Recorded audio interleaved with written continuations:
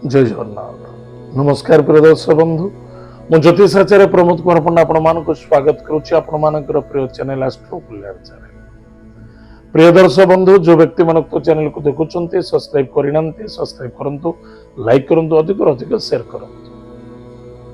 आज आसंतु जानिमा मासिक राशिफल 1 जनवरी 2026 ठारू 31 जनवरी 2026 मसीहा सन 2024 मसीहार जनवरी मासटी जो व्यक्ति जन्म जातक राशि हूँ धनु राशि, अन्यथा जो व्यक्ति जन्म जातक लग्न हूँ धनु लग्न। जदि आपण पाखे जातक नहीं नाम राशि हूँ धनु राशि, निश्चित रूप से एपिसोड देखा अत्यंत आवश्यकता अच्छे। ताले प्रिय दर्शक बंधु, आज आम जाना धनु राशि व्यक्ति मान 2025 मसीहा अनेक संघर्ष था एवं अनेक अर्थनैतिक क्षेत्र में टणाघुसरा जहाँ जमती चली किंतु 2026 मसीहा जनवरी मासटी आपण बड़ सफलतादायक अटे।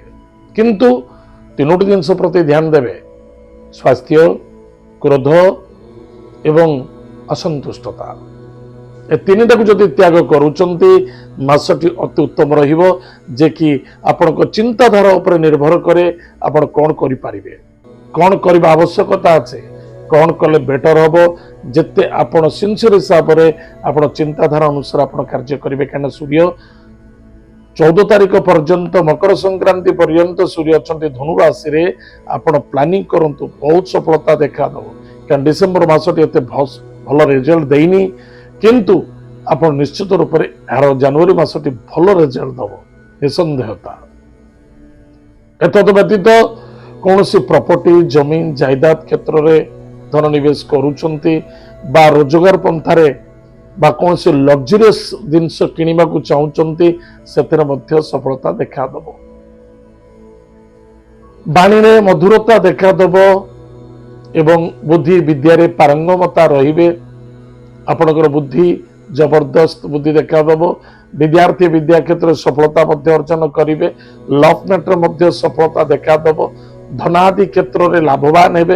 अर्थनैतिक क्षेत्र, धनादि क्षेत्र माने अर्थनैतिक क्षेत्र, कुटुंब परिवार रे मांगलिक कार्य रे योगदान देवे, सफलता देखा दबो। दूर यात्रा, विदेश यात्रा, भ्रमण योग, अर्थ लाभ, परिवार रे आनंद ही आनंद, दाम्पत्य जीवन आनंद सुख मधुमय देखा दबो। पति पत्नी मध्य सपोर्ट एक अन्य को देखा दबो। किंतु मन रखिथिबा दरकार बंधु बांधव मित्रता को सहयोग करिबा बा तांको मैनेजमेंट करिबा बहुत आवश्यकता अछि एवं समस्त सहित मिलमिशि चलिले अधिक आनंद देखा दबो। टिके मुंडबिंदा बेमारी देखा दे पारे, अधिक स्ट्रेस एंड डिप्रेशन भीतर को जीवा उचित नुहे। दूर यात्रा करूचंती भाभी चिंती करंतु। स्वास्थ्य प्रति प्रथमत ध्यान दियंतु, स्वास्थ्य ही संपद। न्यू इन्वेस्टमेंट रे यथेष्ट सफलता देखा दबो एवं कौन सी भी विदेश जावाक चाहूचंती आपण विदेश जांतु। एजुकेशन सेक्टर को नहीं हो बा कर्म क्षेत्र को नहीं हो, आ जदि विदेश रे जाइचंती एजुकेशन पाई बा कर्म क्षेत्र पाई यथेष्ट ध्यान देवा आवश्यकता अछि। कोन कहउचंती, कोन करूचंती, कोन करबा आवश्यकता अछि, या पई सदा सर्वदा पॉजिटिव थॉट नहीं चलवा आवश्यकता अछि। किंतु वाणिज्य क्षेत्र टिके ध्यान देवे, वाणी को टिके नियंत्रण रखिबे। ताले वाणिज्य क्षेत्र ध्यान देवे कौन, ताले कर्म, व्यापार, वाणिज्य, चाहे जॉब रे हो, चाहे कर्म क्षेत्र हो, चाहे वाणिज्य क्षेत्र हो, चाहे चाषबंदी क्षेत्र हो, ताले प्रत्येक क्षेत्र रे टाइम टेबल परफेक्ट मेंटेन करबा आवश्यकता अछि। कारण समय आपन सहित दीर्घ 2 मास पूर्व उल्टा पुल्टा ही चली।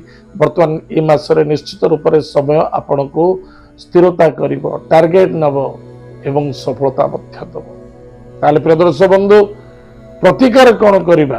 प्रत्येक दिन प्रातः समय स्नानादि कार्य सारी गायत्री मंत्र को जप करिबा, लक्ष्मी अष्टक स्तोत्रम पाठ करिबा एवं सूर्य नारायण को जलार्घ्य दान करिबा। कौन सी पक्षी हो बा जीवजंतु हो, तांको पे दया क्षमा श्रद्धा रहा आवश्यकता अछि।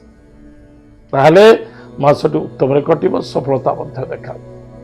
किंतु मन रखिथिबा दरकार निशा द्रव्य सेवन करी कौन सी दूर यात्रा करिवे नाही। गाड़ी घोड़ा सावधान चलेबे, मन को कंट्रोल रखिबा आवश्यकता अछि। एग्रेसिव होगा उचित नुहे बा कौन सी चरित्र को नष्ट करिबा बा चरित्र प्रति ध्यान न देवा बहुत दुखदा घटना अटे। ताहले प्रिय दर्शक बंधु ये तो थिला धनु राशि व्यक्ति मानक पाई मासिक राशिफल। आज तो समय जाइए कार्यक्रम का मेट रखुचु पुणी देखा आगामी। जय जगन्नाथ, नमस्कार, हरि ओम।